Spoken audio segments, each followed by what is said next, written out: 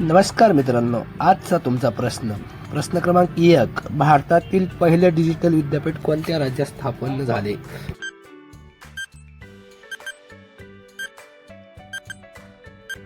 उत्तर आहे option C, Gujarat. तुमचा दुसरा प्रश्न, वन नेशन वन इलेक्शन ही संकल्पना कोणत्या वर्षी प्रथम अंमलात आणली? Option 1 1947, option 2 1952, option 3 1967, option 4 1971.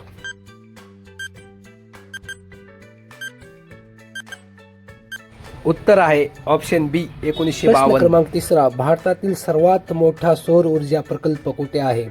Option 1 Bhadla, Rajasthan, option B Pavagada, Karnataka, option C Rewa, option D Kutch, Gujarat.